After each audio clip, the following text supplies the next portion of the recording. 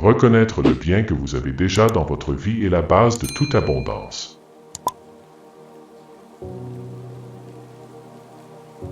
L'être doit être ressenti. Cela ne peut pas être pensé.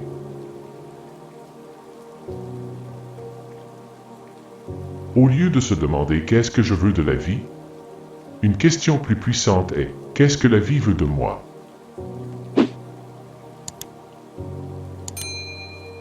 Toutes les pensées et toutes les émotions ne sont pas de l'ego. Ils se transforment en ego seulement quand vous vous identifiez avec eux et vous prennent complètement, c'est-à-dire quand ils deviennent « je ».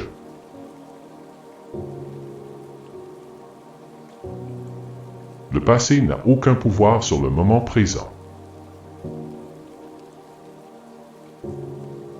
Aimer, c'est se reconnaître dans un autre. Pourquoi le mental nie-t-il ou résiste-t-il habituellement au présent?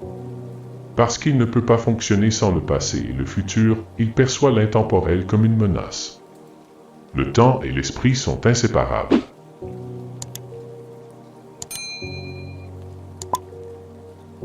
Toutes les choses qui comptent vraiment, la beauté, l'amour, la créativité, la joie, la paix intérieure proviennent de l'extérieur de l'esprit.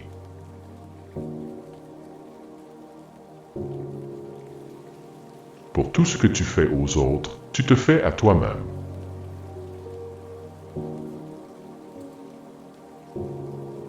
S'il n'y avait que de la pensée en vous, vous ne sauriez même pas que vous pensez. Vous seriez comme un rêveur qui ne sait pas qu'il rêve. Lorsque vous savez que vous rêvez, vous êtes réveillé dans le rêve.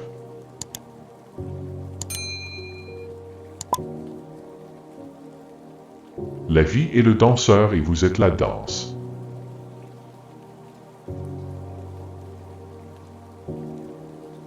Rien ne s'est jamais passé dans le passé qui puisse vous empêcher d'être présent maintenant. Quel pouvoir a-t-il si le passé ne peut pas vous empêcher d'être présent maintenant?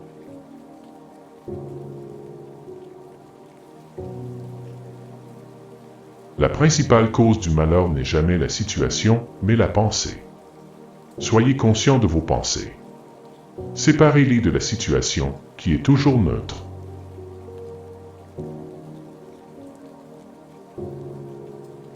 Quelle libération de réaliser que la voix dans ma tête n'est pas ce que je suis. Qui suis-je alors? Celui qui voit cela.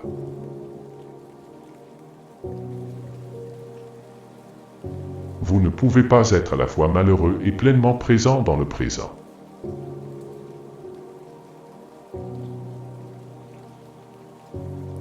Toujours dire oui au moment présent. Quoi de plus futile, de plus fou que de créer une résistance intérieure à ce qui est déjà? Quoi de plus fou que de s'opposer à la vie elle-même, qui est maintenant et toujours maintenant? Abandonnez-vous à ce qui est. Dites oui à la vie et voyez comment la vie commence soudainement à travailler pour vous plutôt que contre vous.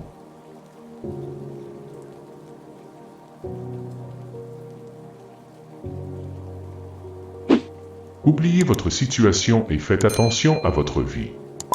Votre vie est maintenant. Votre situation de vie est une affaire d'esprit. Votre vie est réelle.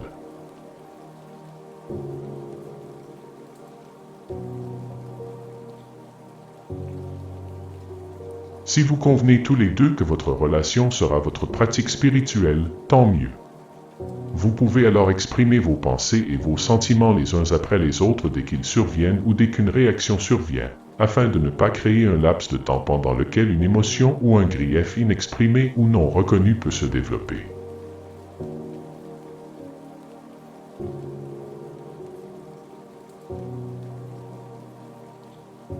La vie vous donnera l'expérience la plus utile pour l'évolution de votre conscience. Comment savez-vous que c'est l'expérience dont vous avez besoin? Parce que c'est l'expérience que vous avez en ce moment.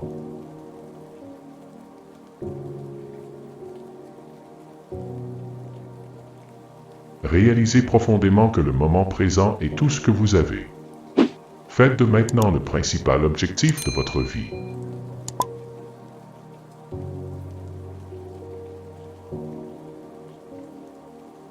Le secret de la vie est de mourir avant de mourir et de constater qu'il n'y a pas de mort.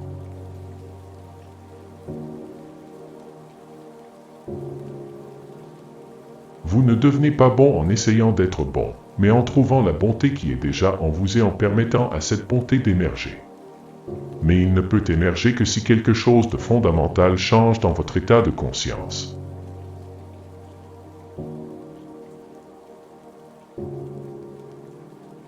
Dès que vous honorez le moment présent, tous les malheurs et toutes les luttes se dissolvent et la vie commence à couler de joie et d'aisance. Lorsque vous êtes dans le moment présent, tout ce que vous faites devient imprégné d'un sens de la qualité, du soin et de l'amour, même de l'action la plus simple.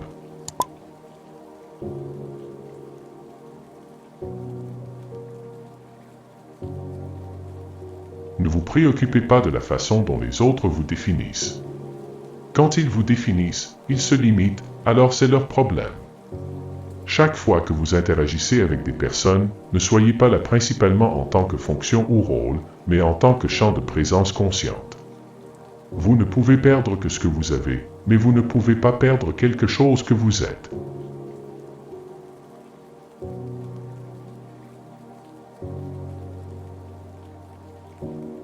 Pour mettre fin à la misère qui afflige la condition humaine depuis des milliers d'années, vous devez commencer par vous-même et assumer la responsabilité de votre état intérieur à tout moment. Cela signifie maintenant.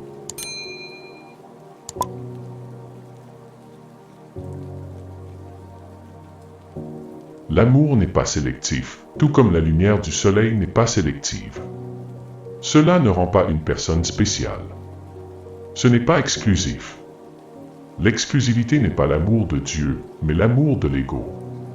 Cependant, l'intensité avec laquelle le véritable amour est ressenti peut varier.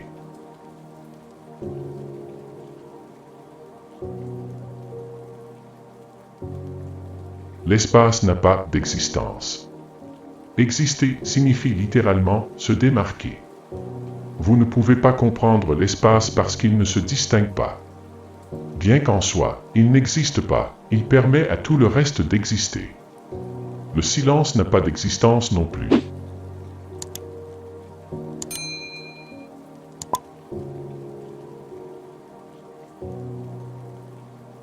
La pensée et la conscience ne sont pas synonymes.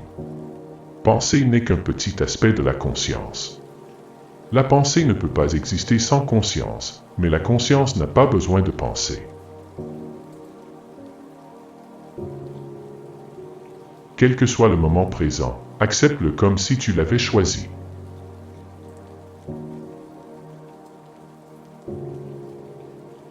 Chaque fois qu'une réponse, une solution ou une idée est nécessaire, arrêtez de penser un instant en concentrant votre attention sur votre champ énergétique interne.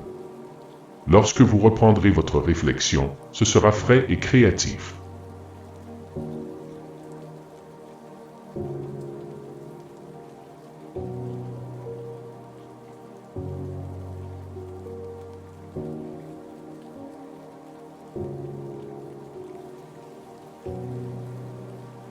Être un étranger dans une certaine mesure, quelqu'un qui ne s'intègre pas avec les autres ou qui est rejeté par eux pour quelque raison que ce soit, rend la vie difficile, mais cela vous met également en avant en ce qui concerne l'illumination.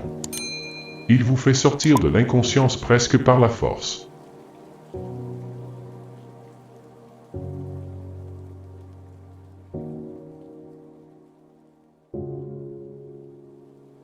Comment est toujours plus important que quoi?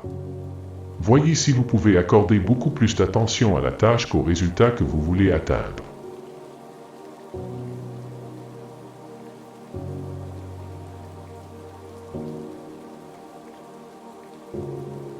Le passé se perpétue par manque de présence. La qualité de votre conscience en ce moment est ce qui façonne l'avenir.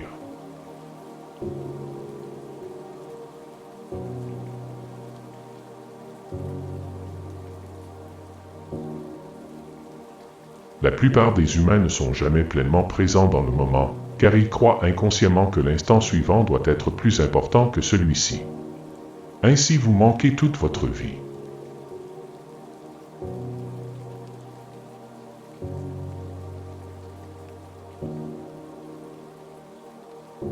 L'esprit est un instrument superbe s'il est utilisé correctement. Utilisé à tort, il devient très destructeur. Ce n'est pas tellement que vous utilisez votre esprit à tort, vous ne l'utilisez généralement pas du tout. Vous croyez que vous êtes votre esprit. Ceci est l'illusion. L'instrument vous a pris en charge.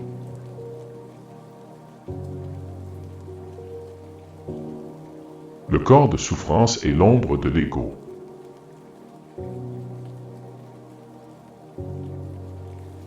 L'ego crée la division et la division crée la souffrance. Par conséquent, l'ego est clairement pathologique.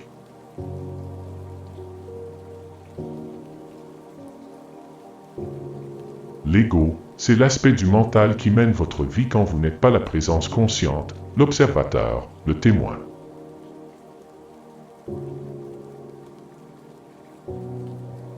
Le pouvoir sur les autres, c'est de la faiblesse déguisée en force. Le seul pouvoir est intérieur. Le pouvoir du moment présent.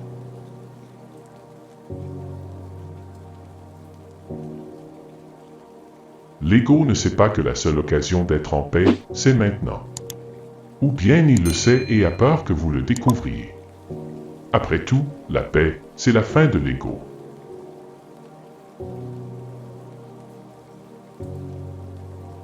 La structure même du soi égoïque comporte un besoin d'opposition, de résistance et d'exclusion destiné à maintenir le sentiment de séparation dont dépend sa survie. C'est donc moi contre l'autre, nous contre eux.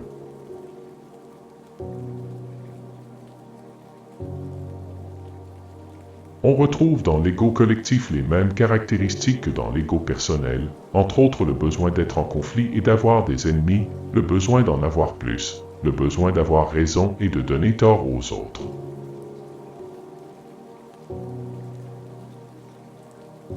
L'identité de l'ego, qui dépend de la comparaison, se nourrit du fait d'avoir plus.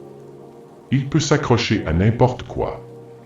Si tout le reste échoue, on peut renforcer un sentiment de soi fictif en s'estimant traité injustement par la vie ou plus malade qu'un autre. Ne plus juger une personne, ce n'est pas ne pas voir ses gestes. C'est reconnaître que son comportement correspond à une forme de conditionnement et que vous la voyez et l'acceptez ainsi. Cela vous libère, de même que l'autre, de l'identification au conditionnement, à la forme, au mental. Ainsi l'ego ne dirige plus vos relations.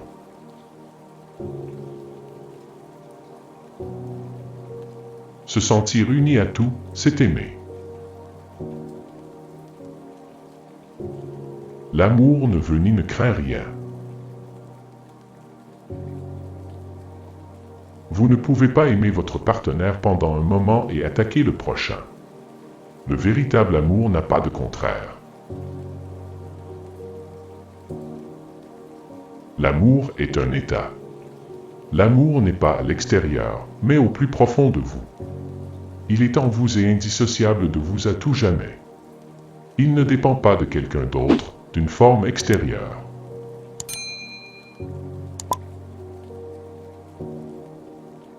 Quand tu te plains, tu fais de toi une victime. Abandonne la situation, change la situation ou accepte-la.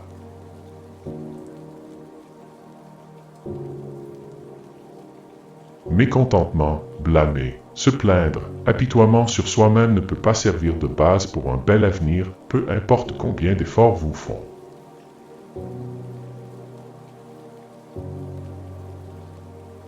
Les gens ont tendance à s'attarder plus sur les choses négatives que sur les bonnes choses. Ainsi, l'esprit devient obsédé par les choses négatives, les jugements, la culpabilité et l'anxiété produites par des pensées sur le futur et ainsi de suite.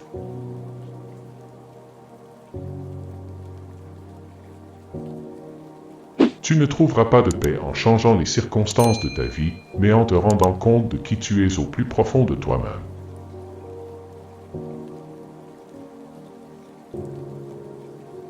L'acceptation ressemble à un état passif, mais en réalité, elle apporte quelque chose d'entièrement nouveau dans ce monde. Cette paix, une vibration d'énergie subtile, est la conscience.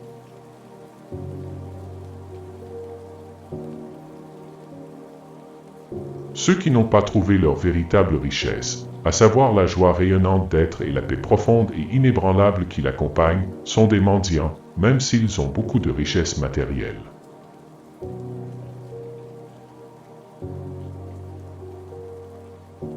Lorsque vous dites oui à la vie telle qu'elle est, lorsque vous acceptez ce moment tel qu'il est, vous éprouvez un sentiment d'ampleur imprégné d'une paix profonde.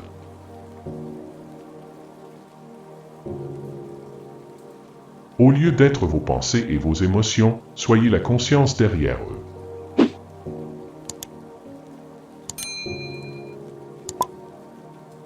Plus vous assimilez vos pensées, croyances, à votre identité, plus vous vous coupez de votre dimension spirituelle intérieure.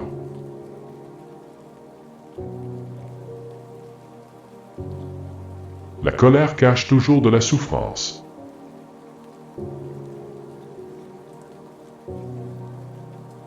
La plus grande partie de la souffrance humaine est inutile.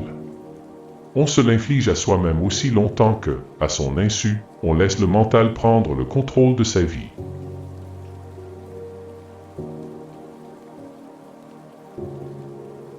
La souffrance vous amène dans les profondeurs de votre être. Le paradoxe, c'est que la souffrance est causée par l'identification à la forme, et que c'est cette même souffrance qui érode l'identification à la forme.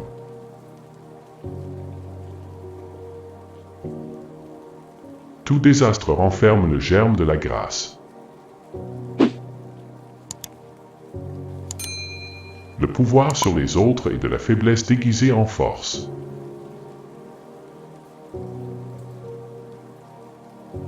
Quelque chose de plus grand que moi vous observe à travers mes yeux.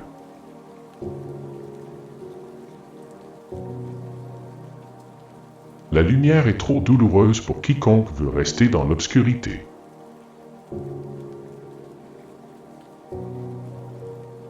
Les conflits dans le monde sont le miroir de nos conflits intérieurs non résolus.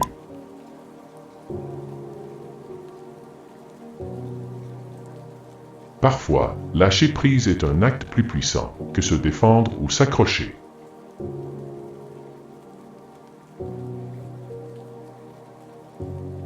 Être à l'aise dans l'ignorance est crucial pour que les réponses puissent venir à vous.